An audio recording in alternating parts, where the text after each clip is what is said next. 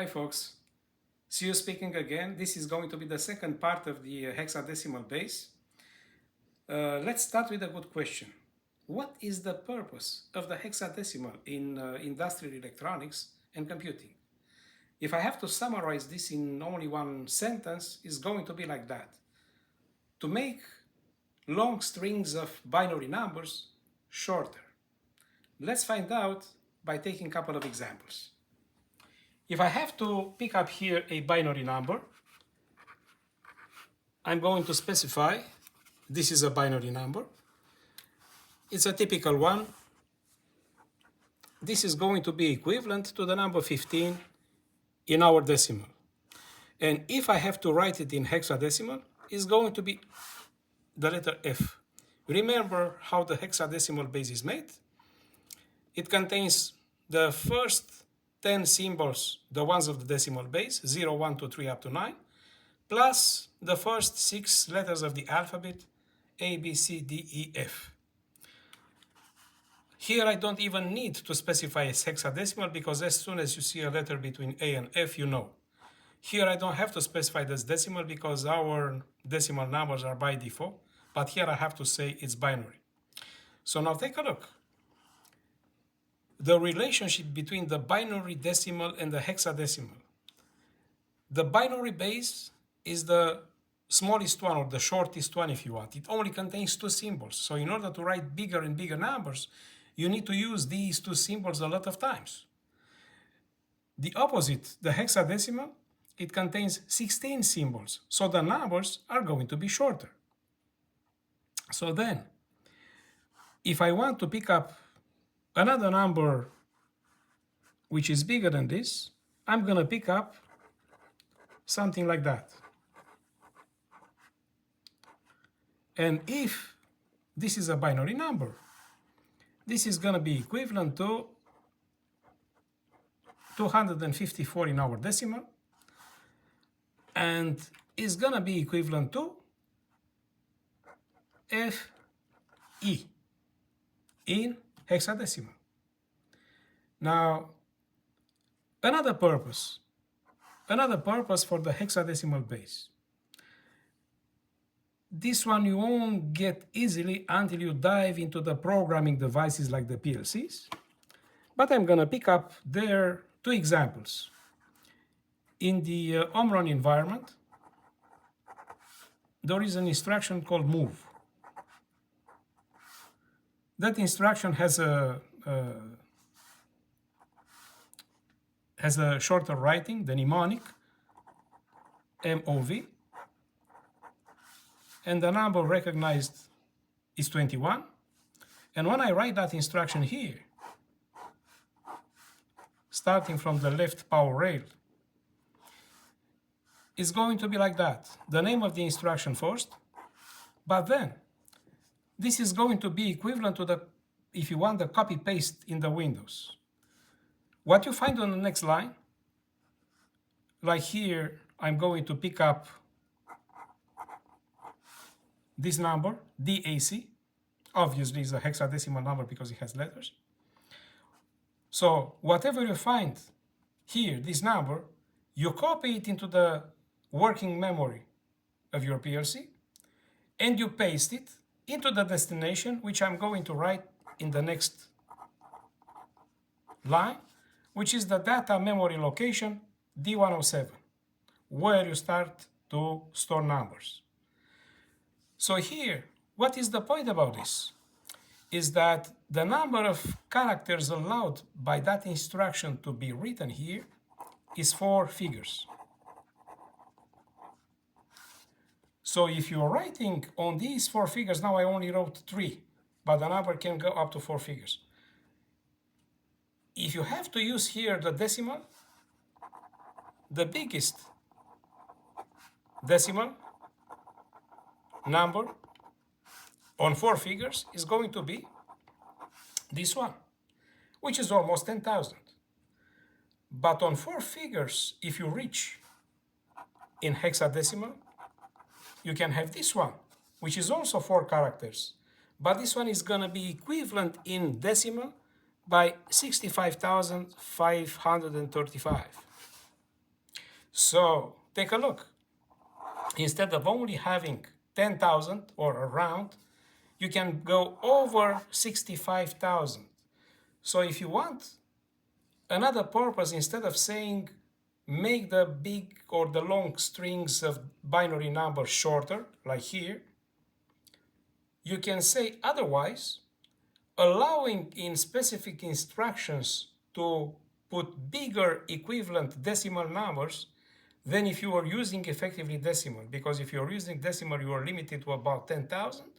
But if you are writing these numbers in hexadecimal, you can go to the equivalent of the decimal over 65,000. And this is specifically good when you are dealing with analog moves. Okay. Now, in the Modicon environment, like the SCADA pack,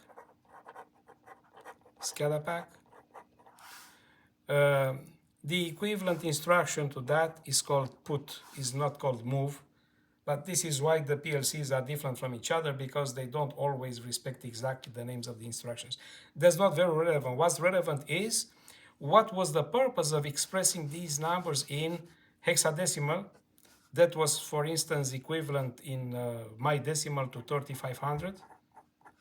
So you can already see that the number is shorter. It only has 3 figures. And this one here has 4 in our decimal. So I'm going to show you soon how to convert these numbers from one to another easily. You don't have to memorize all kinds of things like I'm doing all the time. So you know the purpose is to make a long string of numbers in binary shorter. And this is the proof. Even for only one letter here, you have this. But now let's find out how can this be done? Why they chose the hexadecimal base? Why they didn't choose the base 12, let's say, because 12 is also bigger than 10. That's very easy. Why they chose it, okay? It's simply because if you take a look here, the relationship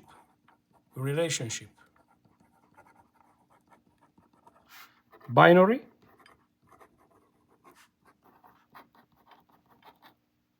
to hexadecimal. 16, which is the hexadecimal, is 2 to the 4th power. So here is the quick answer.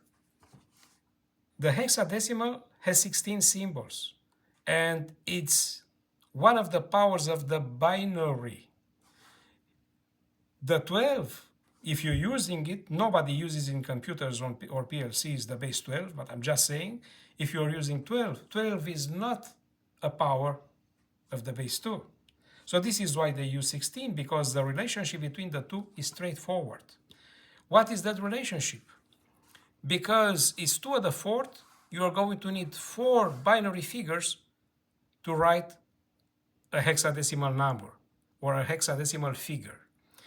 So in that way, you take a look. The number in hexadecimal is going to be 4 times shorter than the equivalent one in binary. Here, you have 1, 2, 3, 4 figures in binary, and you only have 1 in hexa. Here, if you count, you have 8 figures in binary, and you have 2 in hexa. So the 2 in hexa are exactly 4 times shorter, okay? So I can give you another example.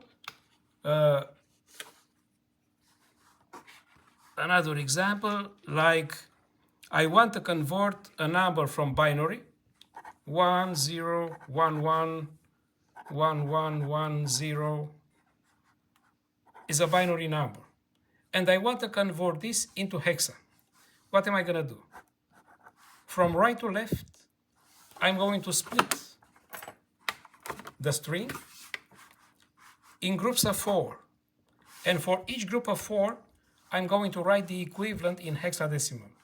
1011 in binary. As you may know from our tables we discussed in the previous videos, I have one right here. Okay. If you take a look and you pick up in binary 1011, that's equivalent to 11 in decimal, or the letter B in hexadecimal. Okay. So this is B in hexadecimal. As 1110 is going to be equivalent to 14 in decimal, so it's going to be E in hexadecimal. So you've just got the conversion. This is equivalent to B, E in hexadecimal. Very easy. What if I have this one?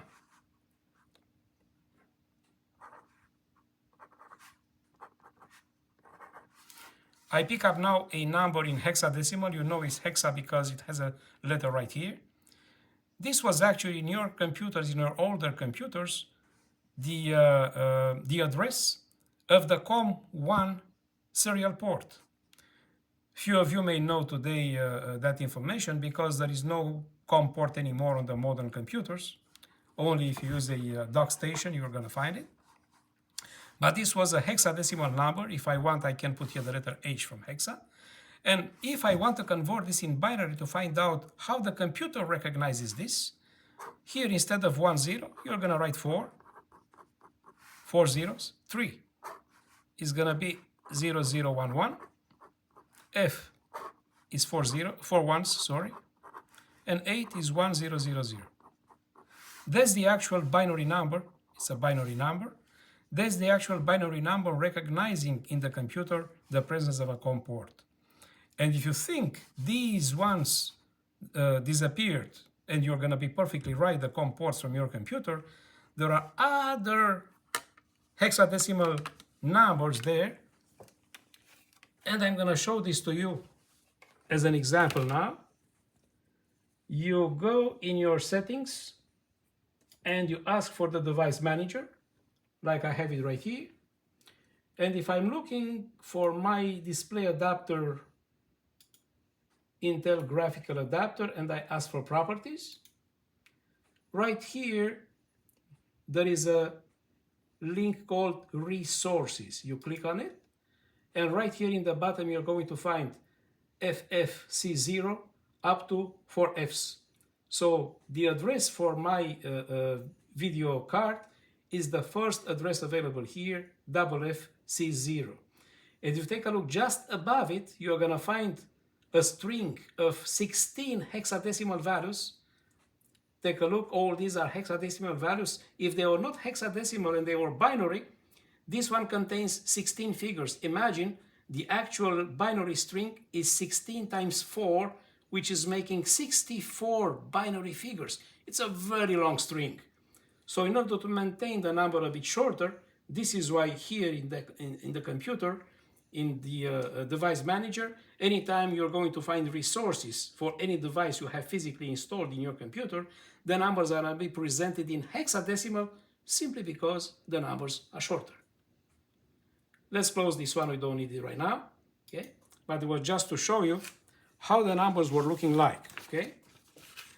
Then is going to be the next item. Instead of converting manually the numbers binary to hexadecimal, and it's even more difficult if you want to go to decimal, because the numbers from hexadecimal to decimal, you have to use the rule we discussed some time ago, which is the polynomial rule. If I pick up here, for instance, the number B, E, or let's pick up this B and E, and I want to convert it to convert this number, then we know already that the number is in binary 10111110, okay? But then if we go on the computer, you just have to call your Pocket calculator in any Windows, and then in the Pocket calculator you have the standard, but if you click on the 3 dashes on the left, you're going to ask for your programmer, and you won't find some very specific codes from electronics like the gray code, but you're going to find not even the BCD, but you're going to find binary and hexadecimal together with the decimal. So here if I'm just clicking on hexadecimal and I type here B, E, it gives me in decimal exactly what is the equivalent. Okay? So this is the equivalent in my decimal, 190. What was the binary equivalent? 1011, 1110. So it's 1011, 1110, exactly what we took as example before. So you don't have to deal with all that stuff. I'm just showing you what is the algorithm used in your little calculator in the Windows or any pocket calculator having the programming conversions. What is the algorithm they use to pass from binary to hexadecimal or from hexadecimal back to binary, okay? Good. So we know this one, okay? Now, if we know this one, how the electronic diagram of such a converter, binary hexadecimal, is going to look like? So I'm going to draw it here. Let's suppose I'm going to put here in the bottom a counter. What kind of counter? I don't know. Let's say binary, okay?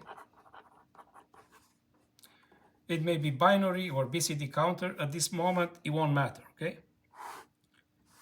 So here, in any such counter, I'm going to say 4-bit counter is going to have 4 outputs: QD, QC, QB, QA. So as you know, the output with the letter A is going to be the least significant. This is why I put it on the right side.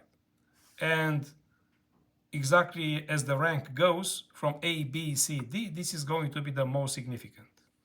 Now, on the other side, you are going to have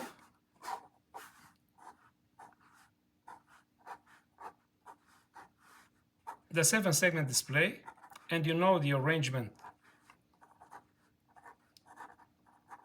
of the segments, A, B, C, D, E, F, and G. So there are 7 LEDs inside. The standard display does not have any logic inside, so it's only an arrangement of LEDs. So it has 1, 2, 3, 4, 5, 6, 7 inputs, 7 diodes, if I'm not talking about the decimal point. So these are going to be A, B, C, D, E, F, and G. I won't put here pin numbers because it depends on the type of the display, but this is the logic of it. So now we take a look. We have a counter in binary or BCD, and it has 4 outputs. And here we have 7 segments. So you need something between the two to convert these 4 wires into 7. So here is the place you are going to put that kind of converter. So converter, and the typical name for it is 7-segment display decoder or driver, or both, okay? So a typical one has 4 inputs, and the inputs are going to be wearing the same letters as for the outputs, but not the letter Q. Remember, the letter Q is used as an output of a flip-flop, which are all inside the counter, whatever kind of counter you have. And the converter here has 4 inputs, A, B, C, D, and 7 outputs, which are going to be equivalent to the 7 segments inside.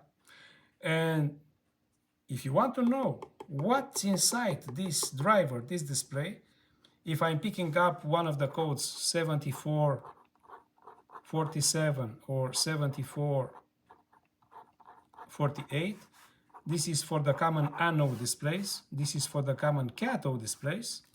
I have one right here. This is the diagram of a standard decoder driver 7447. And take a look. It's a complex combinational diagram. It does not have any memory inside this one, but it's really complex. You won't do such a wiring at home because it's too complicated. But here is the point about having the 4 inputs. Here the notations are A0, 1, 2, 3. This is A, B, C, D. And here are the 7 outputs going to the 7 diodes, okay? So it's a pretty complex diagram inside for such a decoder. A short reminder now, if I'm resetting it, this is a decoder for binary, for common cathode 7448, and this one recognizes, remember, you don't worry about the fact that segment A is off here and is on here. There are different decoders, so the aspect of the number, it depends on the manufacturer. So how they chose to play with the diagram inside, okay? So that's not very relevant, even if this one looks a bit nicer, okay? So you go up to 9, okay? This is a binary decoder, and this one recognizes the hexadecimal combinations, but not the nice ones like you're going to see right here. Take a look. This is equivalent to 10, because remember, you cannot put the number 10 on 1 digit, you need 2 digits. But this is the symbol chosen by the manufacturer to show you the number 10 on 1 digit. This one does not have anything displaying because this is a BCD. Remember, the BCD only displays the number 0 to 9. Whatever is bigger than 9 is not recognized. By whom? By the diagram inside the decoder here. So this is the 10, this is 11, and this is 12, and so on. But this one here, why does it recognize the letters of the hexadecimal? It goes up to F, by the way. So if you press it one more time, it's going to go back to 0. So why this one recognizes? Because inside, exactly where is that little chip right here, in the bottom of the package, right here, okay? It has the hexadecimal decoder included inside, okay? So this one is able to recognize not only the number 0, 1, 2, 3, and so on, up to 9, but also the proper letters representing the hexadecimal numbers corresponding to 10, which here is represented like this, or 11, or 12, 13, 14, and 15. Now, if I'm just picking up that decoder, if you allow me to go back to the drawing of the decoders, this is the type of the decoder present right now. And not only does it have the 7 outputs representing the letters of the display, and the A, B, C, D representing the inputs, but it also has some control terminals. As you can see on the control terminals, there is a bar in the top of them. What is the thing about that bar? I'm going to put here 7448, and I'm going to put here the equivalent CMOS 4511 to show you the differences between them. If this was a box representing the decoder, okay, and this was the box representing the other decoder, the first thing to be said about this is a full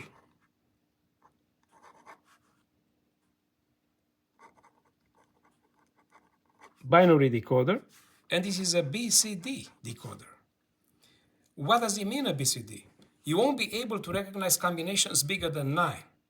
This one does, but the symbols are particular. They are not exactly the letters we expect. What I want to quickly talk about are these particular terminals here. One of them is called LT, the other one is called BI, and the other one is called RBI. I don't want to talk about the meaning of these 3 terminals because in the most of the cases they are not used.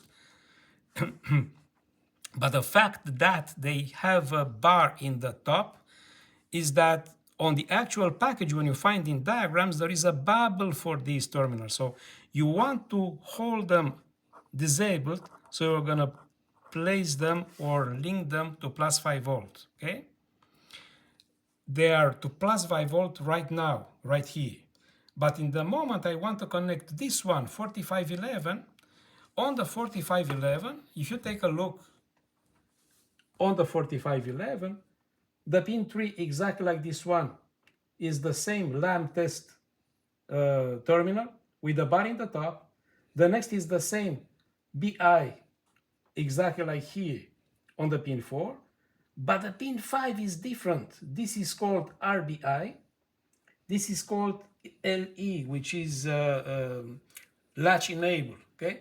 But this one is not the point about what it means, latch enable. The point is it does not have a bar in the top. So for that reason, take a look what you do if you have to connect a 4511 instead of the 7448. You leave the two pins, 3, 4, and 5. You leave the two pins 3 and 4, which are the same lamp test and BI, connected to the plus 5 volt. This is okay. But the terminal called here latch enable, which is the pin 5, does not go to plus 5 volt anymore. It has to go to the ground. Okay? So I'm going to do this for you. Right now we have a 7448, and this is the pin number 5. This particular orange wire right here. I'm stopping the power for a second. I'm picking up the package, 7448. I'm putting it aside, and instead I'm going to place 4511, okay? In the same position, because the pins are exactly the same, with the exception of the use of that pin number 5. So take a look what happens. I put the power back on. If I'm leaving this pin number 5 still connected to plus 5 volts and I try to count, it doesn't do anything. Latch enable actually means it's locking the number in that position because the pin is to plus 5 volt. But if I'm just moving it to the ground, it's going to count exactly like the others. Take a look. But another thing you're going to see as a main difference between the 7448 and the 4511 is that this one, the 4511, if I'm counting, it only counts up to 9. And as soon as the number goes bigger than 9, exactly like that one here, the number won't be recognized anymore. As the number advances on the hexadecimal, this one does not show anything because it's not able to recognize hexadecimal. In other words, this 4511 is a BCD decoder, is not a hexadecimal. And that's the thing about it. So now, in order to express the hexadecimals, you need particular decoders. And if you want to get other combinations, like these ones I changed here for you, you can get other letters, which are not the letters A, B, C, D, A, F of the hexadecimal. You can display some other letters, like this one, L, is used for, let's say, low, if you want to build a logic probe with a huge display. It's going to come back soon, okay? Here it's coming back. You want to put the letter L, you can use it. You want to put the letter H. It's not from hexadecimal, you can use it for the high logic if you want. Then you have to build your own decoder, because if any counter is involved, the counters, even the hexadecimal on the 4 bits, it is not able to recognize other letters than A, B, C, D, E, F, because these are part of the hexadecimal on 4 bits. You can only have 16 combinations. And the 16 combinations again are 0, 1, 2, 3 up to 9, plus the 6 letters A, B, C, D, E, F. So you won't be able to display the letters H or the letter L. For these ones, you should use your own decoder if you want to see them, okay? So it's going to be enough for today. Next time, we're going to do counters on 2 digits. We're going to be able to count from 00 to 99. Thank you very much for watching. See you next time. Bye-bye.